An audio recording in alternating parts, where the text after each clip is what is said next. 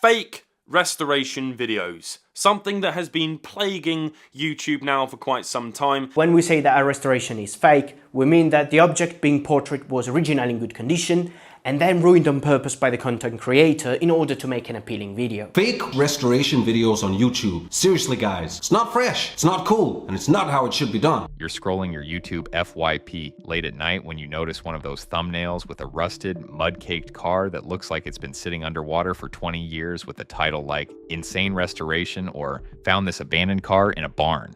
So you click, and over the next 12 minutes, you watch someone spray the whole thing down with dish soap, wipe it off, bolt everything back together, and somehow the engine roars to life on the very first try. The comments go absolutely crazy. This guy is a genius! I can't believe it actually works. But what those millions of viewers don't realize is that they just watched a magic trick, not a restoration. Here's the thing though, people genuinely love watching broken things become whole again. And YouTube figured that out pretty early on. There's something satisfying about seeing skill win over decay, and that feeling is completely real. But somewhere between genuine craftsmanship and viral entertainment, something went sideways. Channels started pumping out restoration videos at a pace that should have been impossible, finding rusted treasures in suspiciously perfect locations, and pulling off mechanical miracles that would make any real mechanic laugh out loud. And these aren't just slightly exaggerated for drama either. A lot of them are provably completely fake. What's even more interesting though, is that the deception runs a lot deeper than YouTube, because it didn't actually start there at all.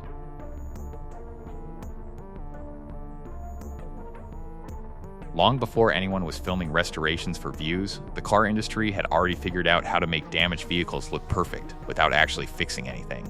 The used car lot was basically the original blueprint for everything we now see on YouTube. Car salesmen in the 1960s and 70s figured out something simple but useful about paint damage.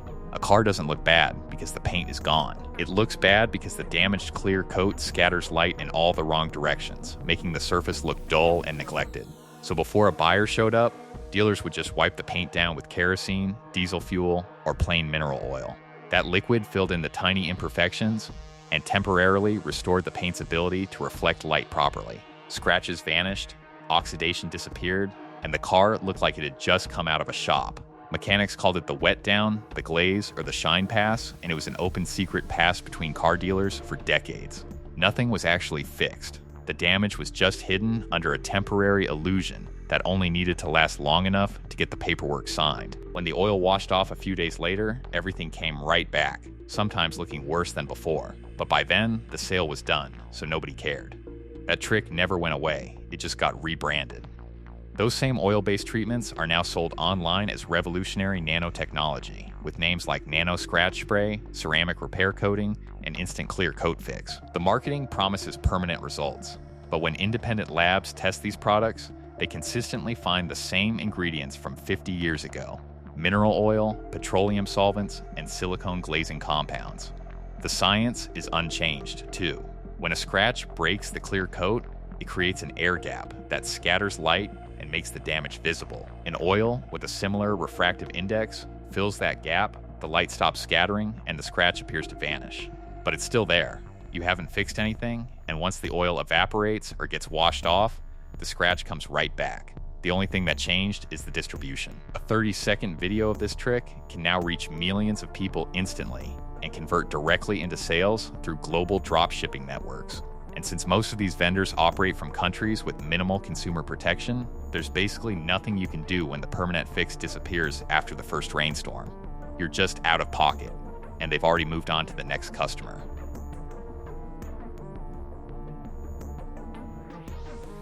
Which is exactly the problem.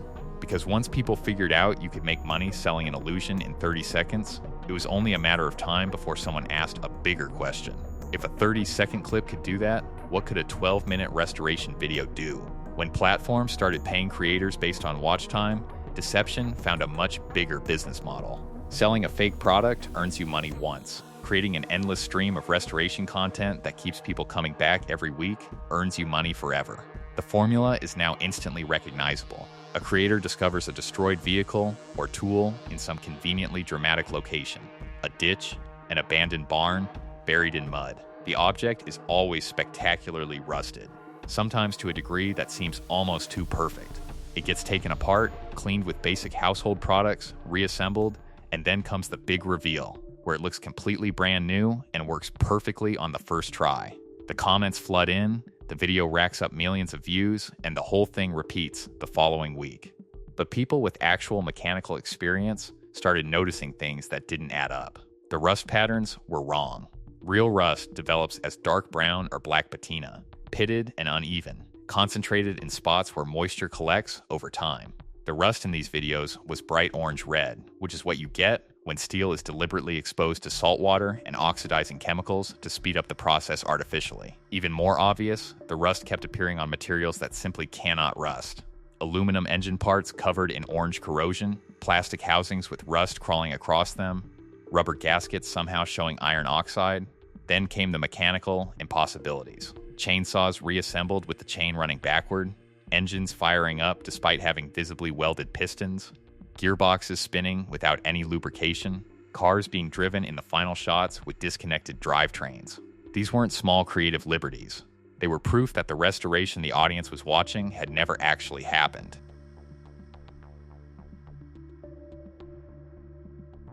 So, how are these videos actually made?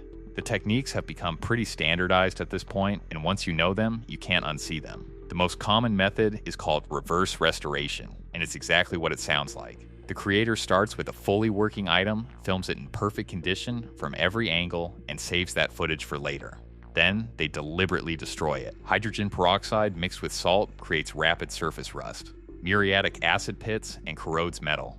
Dirt and organic material get caked on to simulate years of neglect. Once it looks sufficiently wrecked, they film the discovery and the cleaning process, edit everything in reverse chronological order, and use that pristine footage from the very beginning as the big final reveal. The audience thinks they're watching a journey from destruction to restoration.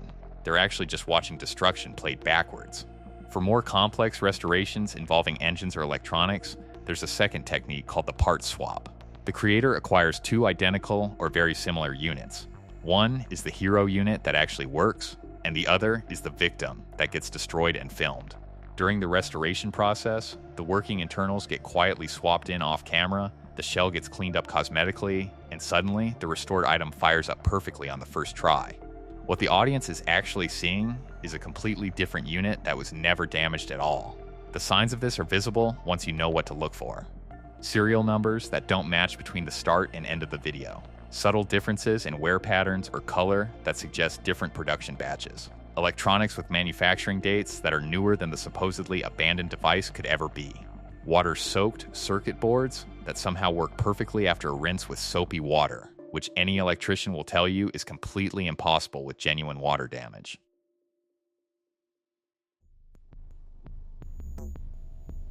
Here's the part most people miss though. YouTube didn't come up with any of this. It just learned from cable television, which had been running the same playbook for years before the internet existed. Shows like Fast and Loud, American Chopper, and Counting Cars built their entire identity around a formula where drama replaced process and editing replaced truth. They were sold as reality television, but behind the scenes they ran on scripts, staged conflicts, and vehicles that were often pre-built before the cameras even showed up. Fast and Loud is probably the best example. The show followed Richard Rawlings and the Gas Monkey Garage crew, buying and flipping classic cars under tight deadlines with big dramatic reveals. But former cast members eventually told a very different story. A lot of those convenient barn finds were vehicles Rawlings already owned before filming started. Projects shown taking days actually involved months of off-camera work. The famous personality clashes were either scripted or heavily manufactured through editing, and most of the actual restoration work was outsourced to professional shops that never appeared on screen. When the show did attempt real restorations on those tight timelines, cars sold at auction, as finished sometimes needed significant additional work that buyers only discovered after the cameras were gone. American Chopper built its whole premise on the volatile relationship between Paul Toitel Sr. and Jr., presenting their blow-ups as raw, unfiltered drama. Former employees later confirmed that a lot of those fights were staged for ratings. Counting Cars faced similar accusations, with supposed walk-in customers revealed to be hired actors. The pattern was clear. Automotive television figured out early that showing real restoration work, which is slow, methodical, and full of setbacks, just didn't pull the numbers that manufactured drama could. Fake deadlines, staged arguments, and miraculous transformations worked on everyone, not just car people. YouTube didn't reinvent any of this. It just took the same criteria, removed the broadcasting limitations, and let anyone with a smartphone run it at a global scale. What cable television did once a week for a few million viewers, YouTube creators could do daily for hundreds of millions. And without needing to maintain even basic plausibility, the claims just kept getting more absurd from there.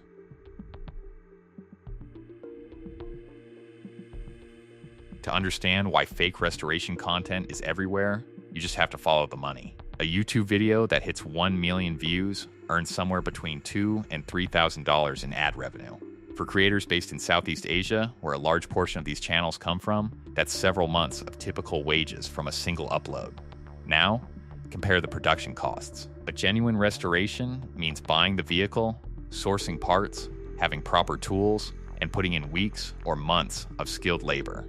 A fake restoration means buying a working motorcycle for a few $100s, spending $50 on chemicals to create artificial rust, filming over a weekend, and editing for a few days. The same motorcycle can even be reused across multiple videos by just varying the damage each time. When you can produce 5 fake videos in the time it takes to make one real one, and both pull similar view counts, the incentive is obvious. This has created an entire industry. Whole channels exist that upload nothing but fake restoration content several times a week, pulling millions of views each time, all running the same proven formula with nearly identical thumbnails and titles. The creators usually stay completely anonymous and operate across multiple channels at once, so if one gets flagged or demonetized, they just shift to the next one. YouTube has been slow to act on this because technically none of it breaks the rules. These videos don't claim to be educational, they don't directly sell fake products, and they're not fraudulent in any legal sense. They're just entertainment that happens to be physically impossible, and as long as people keep watching, the platform keeps paying.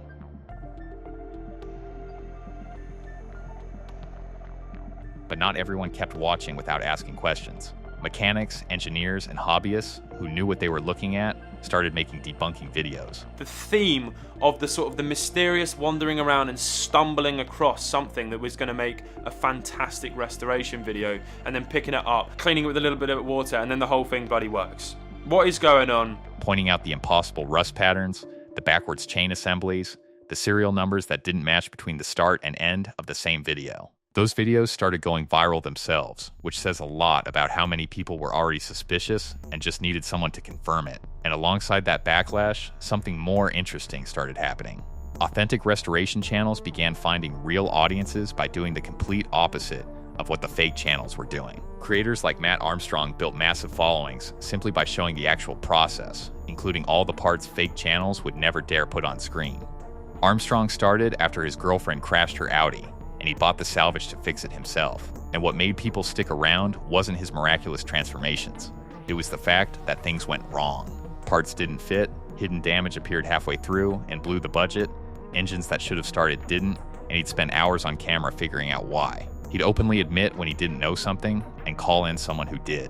That kind of honesty builds something fake content never can, which is genuine trust. Viewers get invested in the journey, they learn things they can actually apply themselves, and they keep coming back because they feel like they're watching a real person solve real problems rather than being sold a fantasy. These channels upload less frequently because real work takes real time, but their audiences are far more loyal than anything built on manufactured spectacle. Turns out, people can tell the difference when someone actually respects their intelligence.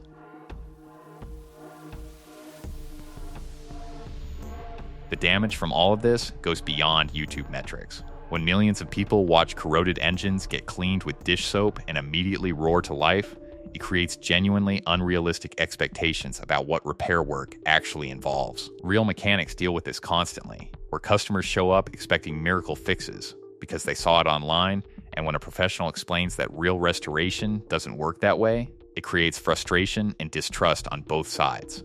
It also quietly devalues skilled labor. When restoration looks simple and quick on screen, paying a professional starts to feel unnecessary. Why spend the money when someone on YouTube did the same thing with household products over a weekend? The fact that what they watched was physically impossible never really registers because the video looked convincing enough. There's also something worth pointing out about how we consume video in general. We tend to fact-check written claims, but we treat video as automatically trustworthy. If it happened on camera, it must be real. These channels fully exploit that assumption, and it works because most people don't know what to look for. Once you understand what to look for, the illusion falls apart quickly. Bright orange, rust on aluminum. Pristine engine internals despite heavy external corrosion. Rust covering every surface uniformly instead of where moisture actually collects. An engine starting instantly after years of sitting. Once you see these things, you can't unsee them, and what looked like a miracle starts looking exactly like what it is. And that's actually the most valuable takeaway from all of this. Real restoration is slow, expensive, and unpredictable, and the people who do it well have spent years developing skills that no 12-minute video could ever capture. Once you understand how the illusion works, you stop being impressed by the trick and start appreciating the real thing. And the real thing is genuinely a lot more interesting. Tuna No Crust, signing off.